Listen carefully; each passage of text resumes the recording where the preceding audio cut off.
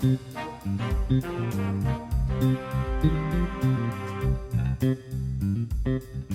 and welcome to Dollars and Cents, the Australia Institute podcast where we're talking about just what the hell is going on in the economy.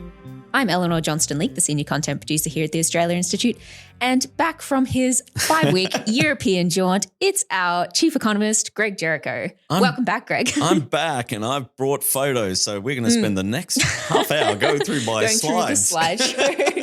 Got some show and tell.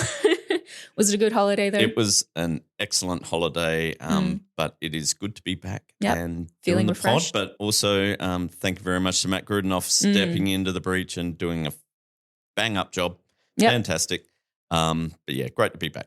And this week on the podcast, we are doing something that apparently is a little bit unusual because apparently we're talking about measuring what matters, which I guess, somewhat implies that the rest of things in economics don't matter. Don't matter? Don't matter. The Bureau of Statistics has released the latest edition of the Measuring What Matters framework. Greg, what does this mean? It all actually goes back to a speech given by then Shadow Treasurer Jim Chalmers, actually at an Australia Institute event back in 2020. So shout out to us, where he kind of took an idea from New Zealand where they introduced a thing called a wellbeing budget. This was under the Ardern government at the time, where basically it was acknowledgement that, okay, GDP, unemployment, all these things are important to measure, but they miss out on a lot of things. Like if we're just talking GDP, well, that's not talking about things like life expectancy or safety or discrimination or happiness, general well-being and things like this. And so he proposed having more of a bit of a well-being budget. At the time, it got mocked pretty loudly by then Treasurer Josh Frydenberg, who did some fairly sketchy references. They are inspired. They are inspired by their spiritual leader, that member for Rankin, Mr. Speaker. The member for Rankin, Mr. Speaker. And I was thinking yesterday, as the member for Rankin was coming into the chamber, fresh from his ashram deep in the mountains of the Himalayas, barefoot into the chamber, robes flowing, incense burning, beads in one hand, well-being budget in the other. I thought to myself, what would the yoga position that the member for Rankin would have shown? The Treasurer regime is seen. Actually, what it's about is saying there's more to life than GDP. Yeah, well, might be a shock to some economists. Yeah, but yes. And if you're a government doing things to improve the economy, you're not just doing it to improve the economy. You're hoping that ensures that we're able to have better healthcare, have better infrastructure. That means roads are safer, and so there's fewer deaths on the road, things like that. And so it was just essentially a suggestion that, let's actually measure these things. Unfortunately, though, it hasn't really come to what he was hoping it would be or suggesting it would be. In what way? Well, it certainly is not a wellbeing budget. It's not. It's in no way linked to government policy in the sense that there's any sense of if you go with the budget, we know what the budget surplus is in the government or deficit, and the government will say, we're going to try and reduce the deficit. Or, we get the unemployment rate every month, and, we kind of are trying to keep unemployment down and inflation down, things like this. What it's essentially become is just the government has come up, essentially firstly with Treasury, came up with all these categories like security, like discrimination, social cohesion and things, prosperity, and has essentially said, okay, what measures have we got already that we could put under these categories? And now what the ABS does is just once a year it puts out a data dump saying, here's all the update of all the categories. So it's just sort of collecting data we already had rather than anything new. And there's also two other problems. And these are some things that we here at the Institute sort of pointed out a couple of years ago, that some of the things they're measuring aren't all that great. They're not really good measures of things. For example, one of the things they're measuring is innovation in the economy. And And one of their metrics for that is just sort of trademarks and patents. And that could be just someone's, come up with a slogan and they've trademarked it. Yeah. It's like, well, that's not really innovation. That's not something that is a new invention or anything. Also, they measure prosperity, but they don't measure poverty, which seems a bit of a miss. Where's the prosperity actually going? Yeah. And the other problem that was really highlighted with this release this week is that some of the measures, because they're just gathering what we're already counting, they're woefully out of date, especially things to do with health and sort of social cohesion and things like that. So you've got measures on discrimination, asking people, have you experienced discrimination in the past 12 months? And that's a pretty important thing to know whether discrimination is rising or falling. Well, the most recent figure we've got for that is from 2020. And you think about all the political changes over the last 5 years, maybe discrimination. Since 2020. Yeah, maybe discrimination is going up or down. We've got in the past year, we've had the government introducing an anti-Semitic and anti-Islamophobic envoys. Now, you're not doing that unless there's concerns about discrimination, and yet we've got no measure of actually whether discrimination is going up or down, because the most recent one is 2020, and even the ABS in that data says actually the 2020 figure is kind of a bit ropey because it was done during the lockdown, so maybe it's lower than it should be because a bit harder to experience discrimination if you don't leave your house. Yeah, exactly. Yeah. So it's a worthy aim, but the problem is they haven't put any more money into measuring these things. They're not doing it all that regularly, and they're not doing it in a way where the government, even like you think about the Closing the Gap, where the Prime Minister will stand up in Parliament and deliver the Closing the Gap report and say, oh, this is how we're going against all these things and they're falling or getting better. There's none of that. It's just, oh, here's the dump and have fun going through it, but it doesn't, Is there any sort of statement from the government included in this in how we're going, or is it just sort of, here's the data, really. you guys? Yeah, basically that's it. Yeah. Token media release, but it's not. It's certainly not anything that is driving policy where you're seeing policies being announced and the government saying, and this will improve this aspect of the wellbeing framework. This will help deliver our goals against whatever measure. There's none of that. So it really is. It's a great idea, but it just hasn't followed through because, one, not measuring everything that actually does matter. Like how about we actually do have an official poverty line? Yeah. What kind of things could they measure apart from what they're already doing that would deliver some good information? The poverty one is just amazingly that they're not even measuring. And most people would be probably shocked to know Australia actually doesn't have an official poverty measure. Yeah. We rely on the Hilda survey and their Henderson poverty line, which kind of is, but isn't. Also things like when they're measuring prosperity, they measure national income, which also includes company profits. And it's like, maybe just concentrate on household incomes, perhaps, But a lot of the other things that they've got are okay. It's just that, they're not actually measured. It is important to measure if you felt discriminated or if you're having feelings of, how many times in the past year have you felt safe walking the street at night or things like that. But you can't just rely on 5-yearly surveys or irregular surveys. It's like if you actually think that matters, then fund it so we can survey it regularly, maybe every 6 months or at least a year, so we can get a sense of, are things improving because of these policies? Are there areas that need policies to improve things, or are we actually getting better on some? We care about, say, the gender pay gap, and we get pretty regular data on that for the government to be able to boast that, the gender pay gap's coming down, and they're doing all these policies like getting companies to actually reveal their pay gaps and things in an effort to improve it. And it's kind of working slowly, but it's working.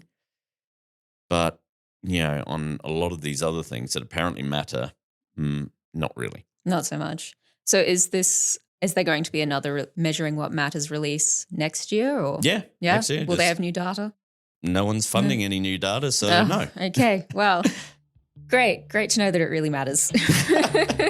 Well, the red lights are flashing on Australia's productivity problem this morning after the RBA revised down its forecast. Well, look, I think productivity has been an issue for this country for over a decade. We've seen it go backwards by 1% in the last 12 months. If they truly want to talk about productivity, they have to talk about taxation, they have to talk about industrial relations, they have to talk about energy. Is it a crisis? Oh, no, but it's a big challenge that we're confronting together, this productivity challenge in our economy.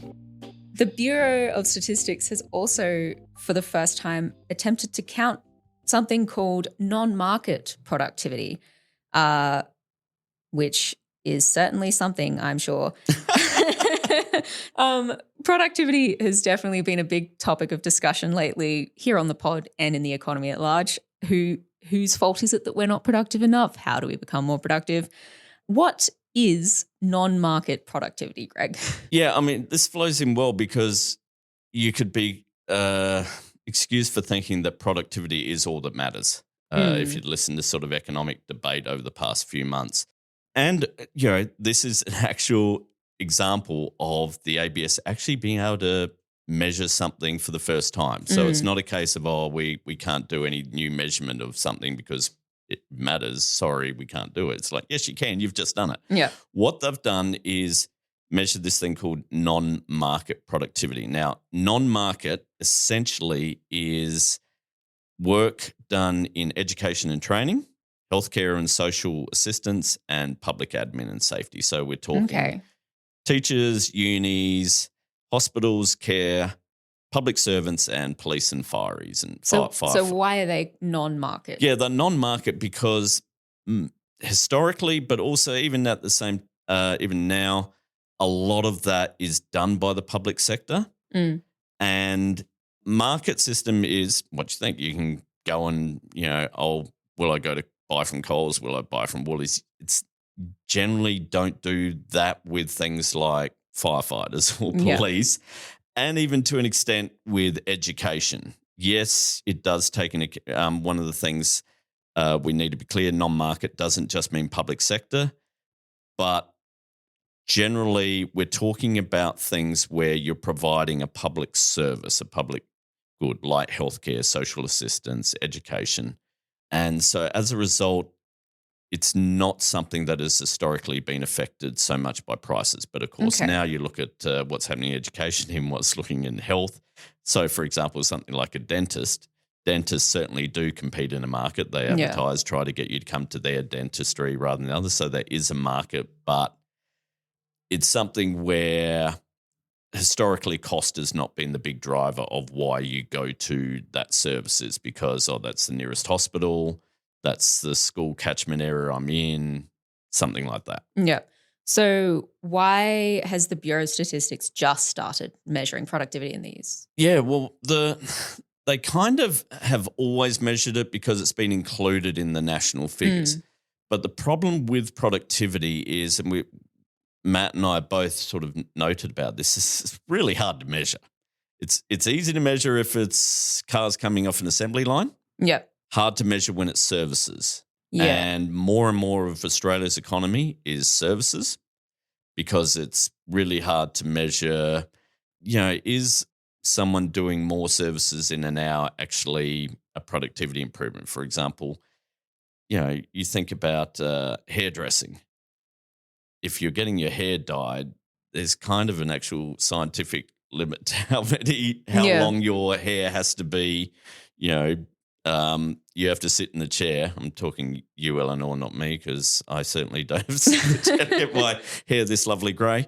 But it's, if you were to say, we've got to be more productive, we'll cut that by half, that's not It's not going to work out. Yeah, it's not going to work. So it's really hard to measure productivity of services, but it's even harder to measure the productivity of non-market services because you're getting into areas where often what is more productive is actually counter to what you want to happen. So a good example is aged care.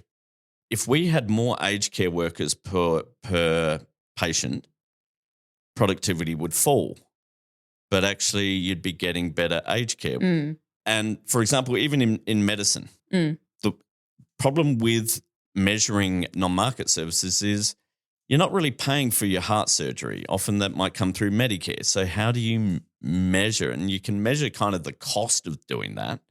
And so what the ABS has had to do is kind of go, well, heart surgeries cost more than repairing bones.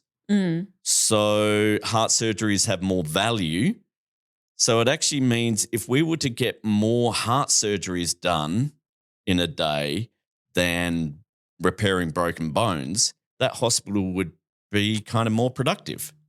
But is that good for society that we've got more heart surgeries going? I think I'd just be a bit concerned if we just had a sudden jump in heart surgeries. Exactly. Yeah. And whereas in other things we might say, we want to improve the productivity of making cars. So we're going to invest in material and in technology so that they can get made quicker.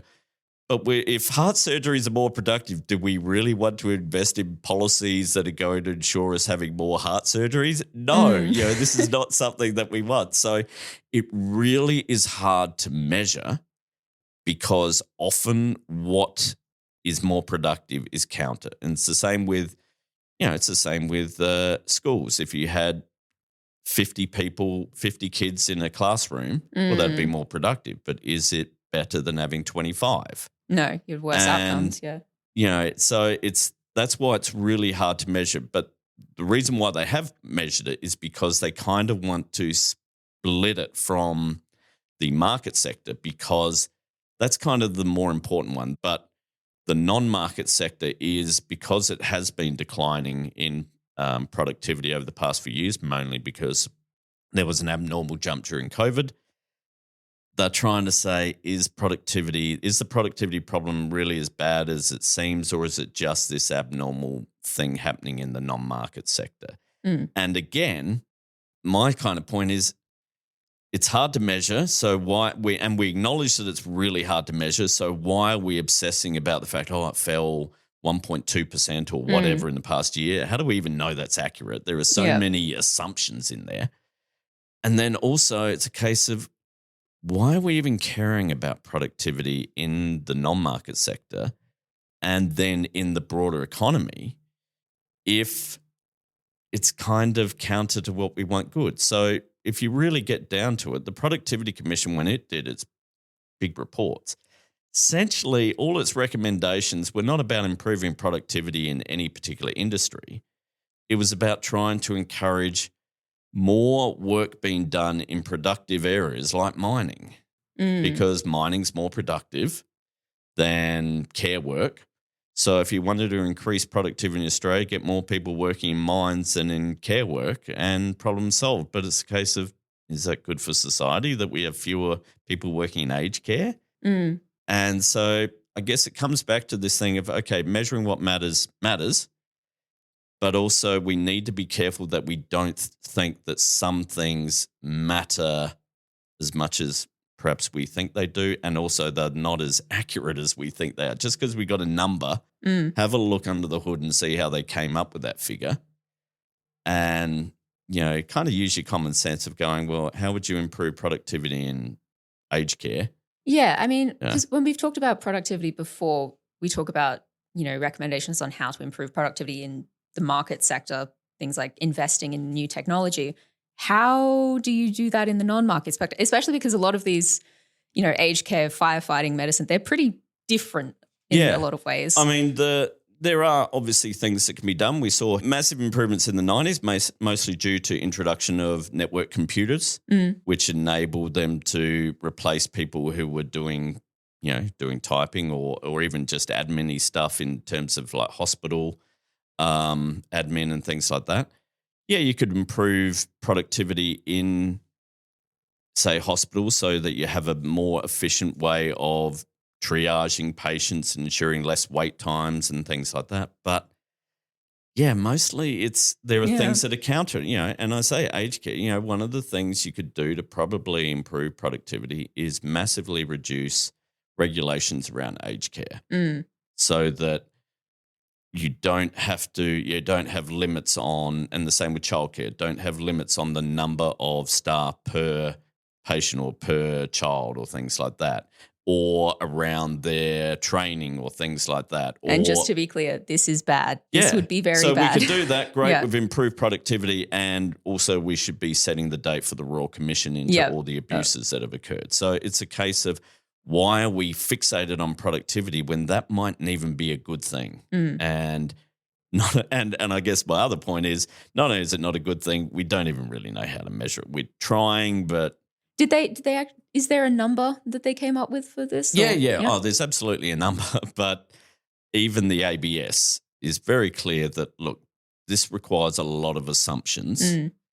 It's hard to do, and maybe, not treat it as though it's absolute gold that, then I'm not saying they're wrong, and I think it's good that they're trying to measure it, but I think what's even better is that they're admitting this is really hard to do, and it's hard to do in services, which is in the market sector, but when you're talking, public services, it's really tough.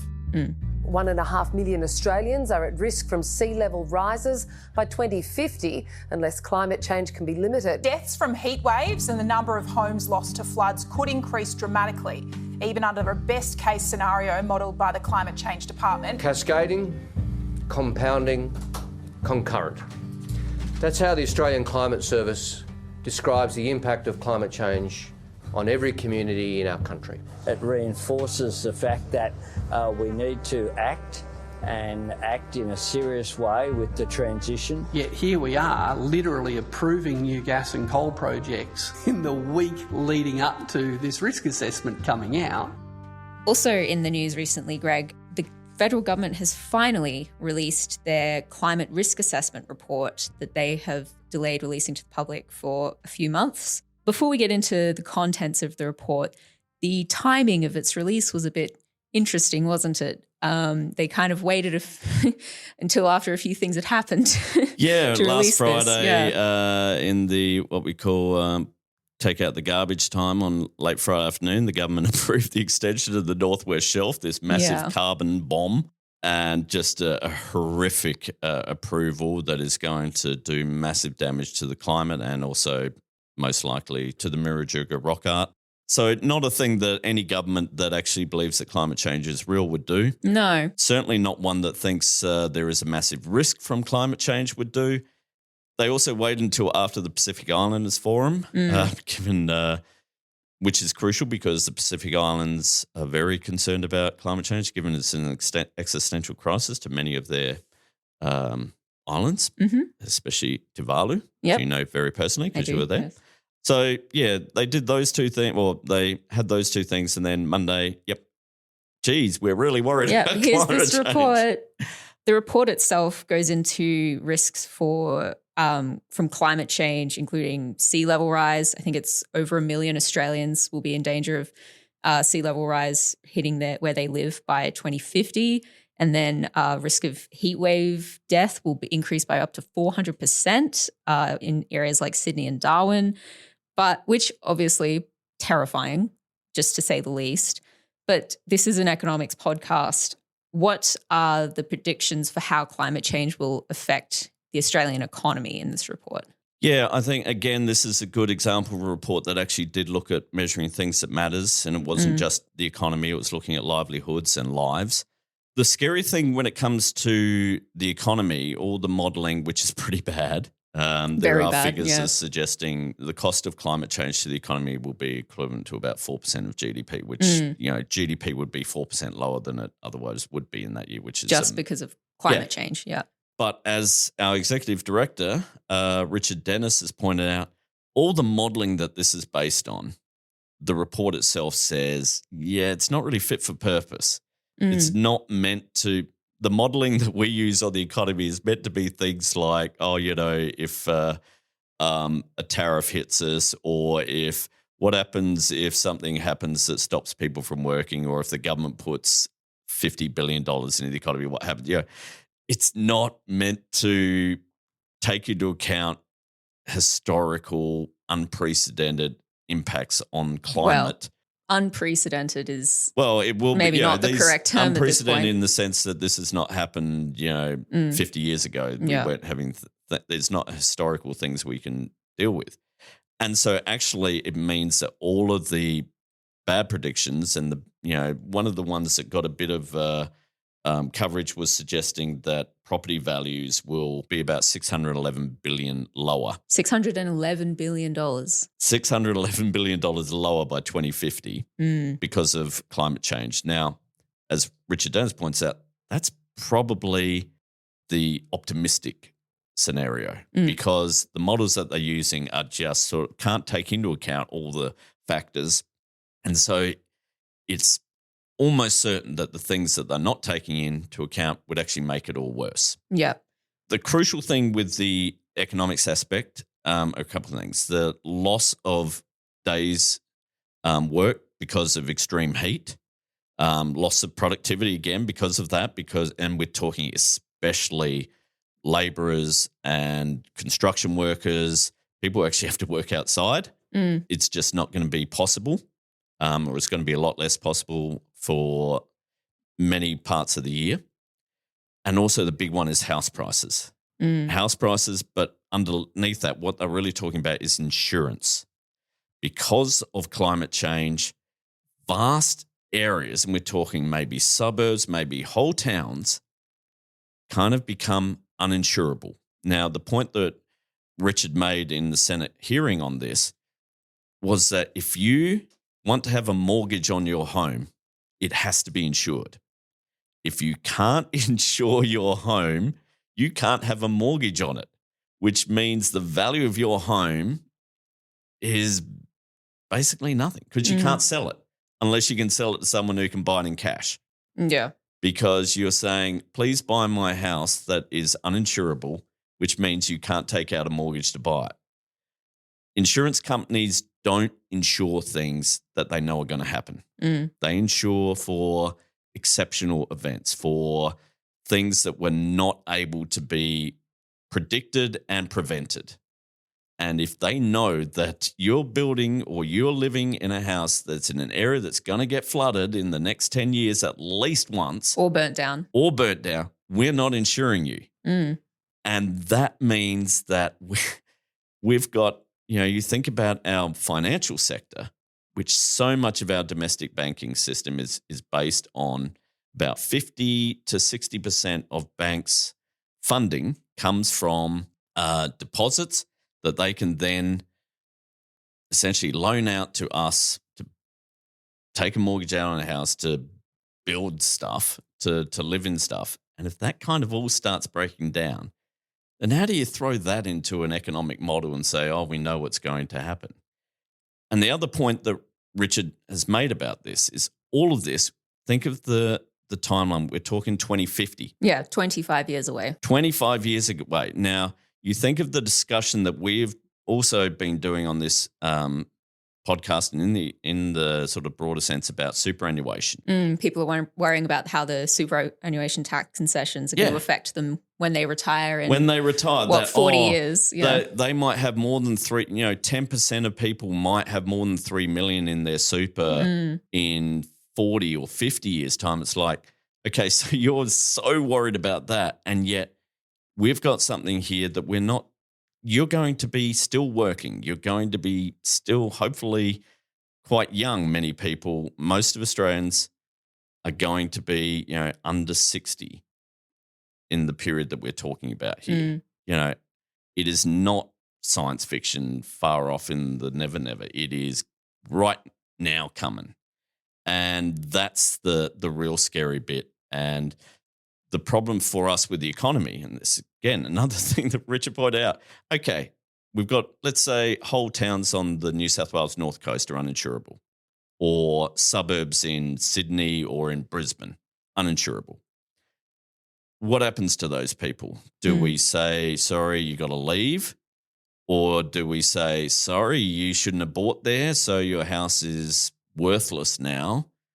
Sucks to be you. I mean, no government's going to do that.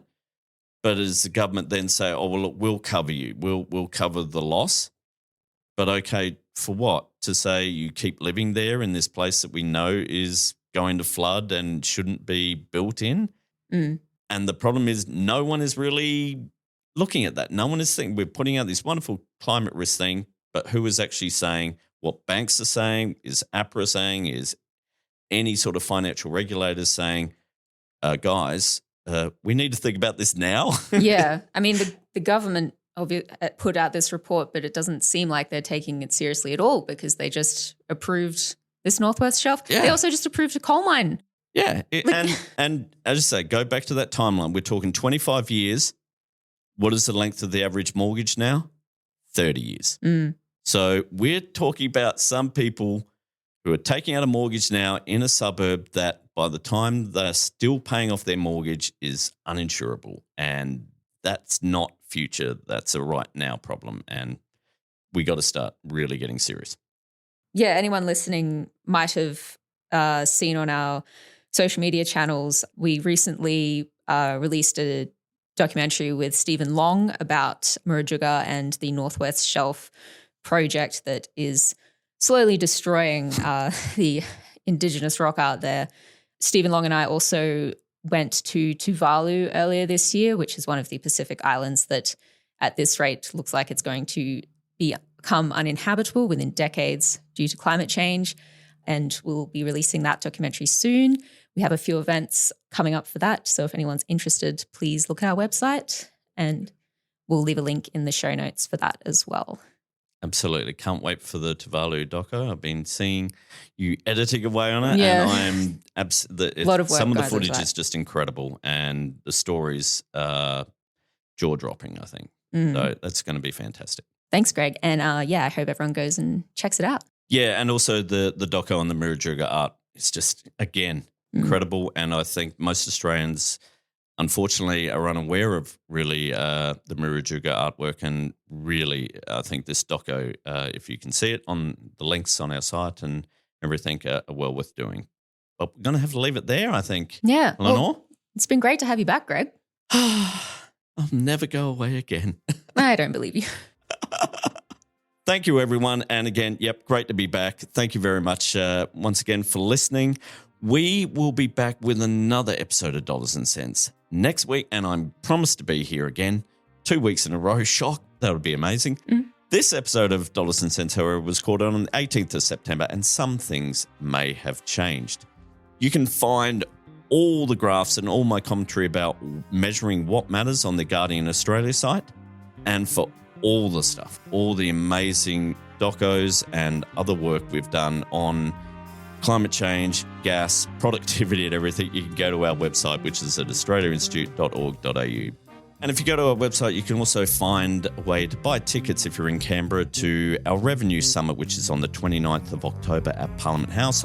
I'll be giving a speech there on really about how we need a much braver tax policy in Australia. Our music, as always, is from Blue Dot Sessions. Everyone, have a great week, and we'll see you again next week. See ya.